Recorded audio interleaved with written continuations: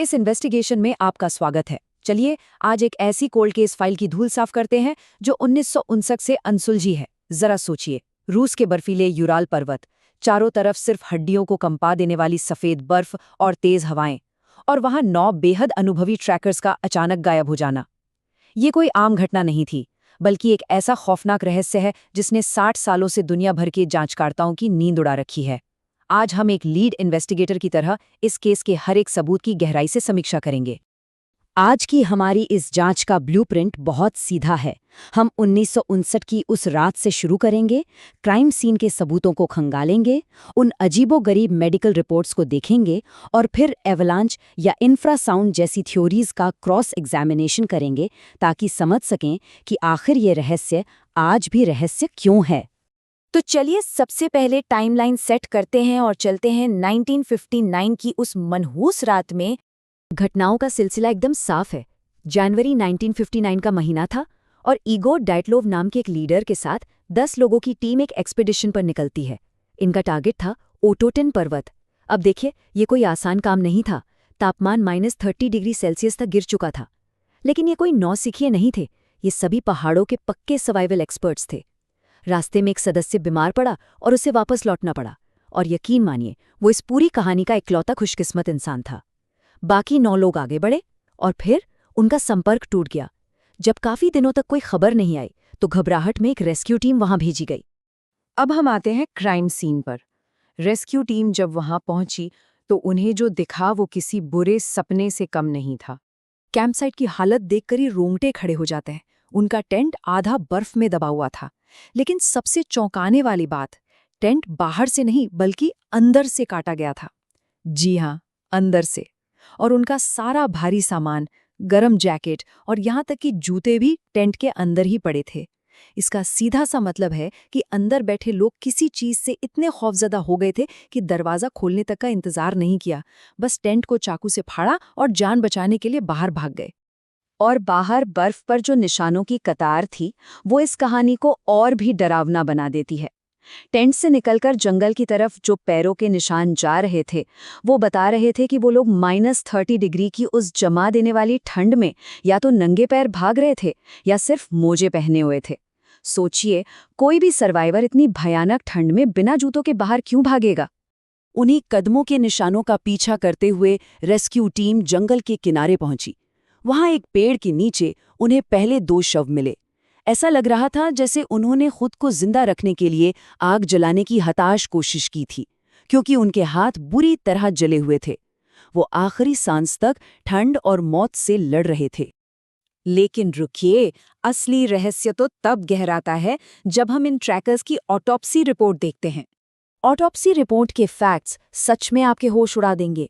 जब बाकी शव मिले तो पता चला कि एक महिला ट्रैकर की जीभ ही गायब थी, कुछ की आंखें नहीं थी, और सबसे ज्यादा दिमाग को सुन्न कर देने वाला सबूत ये था कि उनके कुछ कपड़ों पर भारी मात्रा में रेडियो एक्टिव पदार्थ के निशान मिले। जरा सोचिए, एक सुनसान बर्फीले पहाड़ के बीचों बीच इन आम ट्रैकर्स के कपड़ों पर रेडिएशन कहाँ से आ गया? और ये तो मेडिकल रिपोर्ट का सबसे हैरान करने वाला हिस्सा है। डॉक्टरों ने पाया कि कुछ ट्रैकर्स की छाती और पसलियां अंदर से पूरी तरह चकनाचूर हो चुकी थी। मेडिकल एग्जामिनर ने खुद इसे एक भयानक कार एक्सीडेंट की चोटों जैसा बताया। लेकिन अजीब बात यह है कि उनके शरीर पर बाहर से खरोच तक का कोई निशान नहीं था, ना कोई कार थी, ना किसी लड़ाई के निशान। तो बिना किसी बाहरी चोट के इंसान के अंदर इतनी भयानक इंजरीज आखिर कैसे आ सकती हैं? एज ए लीड इन्वेस्टिगेटर जब हमारे सामने ऐसे अजीब और विरोधाभासी सबूत आते हैं तो हमें सबसे पहले लॉजिकल और साइंटिफिक थ्योरीज को टेस्ट करना होता है। तो चलिए सबसे मशहूर थ्योरी का क्रॉस एग्जामिनेशन करते हैं। क्या वहां कोई एवलांच यानी हिमस्खलन हुआ था? कई लोगों का तर्क है कि शायद रात में बर्फ का एक छोटा सा एवलांच उनके टेंट पे गिरा होगा, जिससे वो घबरा गए और उन्हें लगा कि वो जिंदा दफन हो जाएंगे, इसलिए वो टेंट काटकर भाग गए।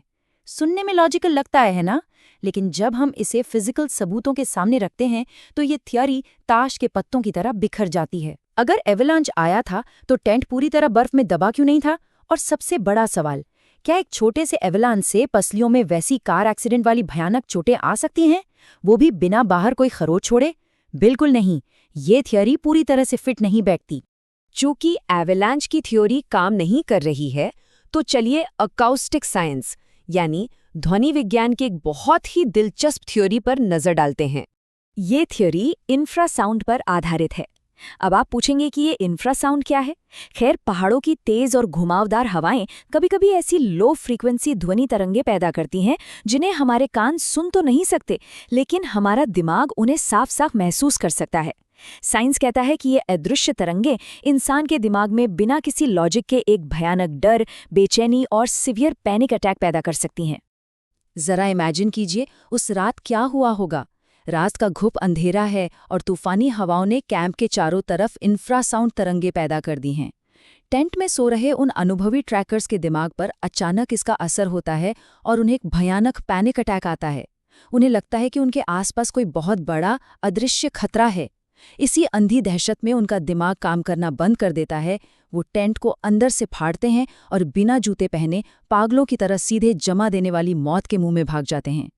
उनके अजीबोगरीब व्यवहार की शायद यही सबसे तार्किक व्याख्या है। इंफ्रासाउंड की थ्योरी काफी हद तक लॉजिकल लगती है, लेकिन कहानी अभी खत्म नहीं हुई है। क्योंकि चाहे इंफ्रासाउंड हो या कुछ और, आंखों का गायब होना और कपड़ों पर रेडियोएक्टिव मटेरियल का मिलना, ये वो सबूत हैं जो किसी भी साइंटिफिक ढांचे में पूरी तरह फिट नहीं बैठते हैं। और आप जानते हैं, जहां साइंस के पास जवाब खत्म हो जाते हैं, वहां से अफवाहें और कल्पनाएं शुरू होती हैं। पिछले 60 सालों में इस घटना को सीक्रेट मिलिट्री एक्सपेरिमेंट से लेकर एलियंस के हमले और यहाँ तक कि यति यानी हिम मानव तक से जोड़ा गया है। हम यहाँ किसी भी थ्योरी का समर्थन नहीं कर रहे हैं क्योंकि इनका कोई ठोस प्रमाण नहीं है, लेकिन ये साफ है कि इस केस ने लोगों की कल्पनाओं को किस हद तक ट्रिगर किया है। आज उस डरावनी जगह को उस अनलकी टीम के लीडर इगोर डियाटलोव के सम्मान में डायटलोव पास के नाम से जाना जाता है। 6 दशक से ज्यादा का वक्त बीत चुका है, लेकिन आज भी ये घटना दुनिया भर के हजारों जिज्ञासु लोगों और जांचकर्ताओं को अपनी ओर खींचती है। सच्चाई क्या है, ये आज भी उन्हीं बर्फीले पहाड़ों की गहरी खामोशी में कहीं दबी हुई है। तो अंत में इस पूरी केस फाइल को खंगालने के बाद वो एक सवाल वहीं का वहीं खड़ा रहता है। आखिर उस रात ऐसा क्या हुआ था? वो कौन सी भयानक ताकत थी जिसने 9 बेहतरीन सर्वाइवल एक्सपर्ट्स को अपनी ही मौत की तरफ भागने पर मजबूर कर दिया? डायटलोव पास की ये घटना हमें याद दिलाती है कि प्रकृति की उन अनजान ताकतों के सामने हमारी आज की मॉडर्न साइंस भी कभी-कभी कितनी बेबस हो जाती है। हमारे इस एक्सप्लेनर से जुड़ने के लिए आपका बहुत बहुत शुक्रिया। सवालों के जवाब तलाशते रहिए, क्या पता अगला सुराग आपको ही मिल जाए।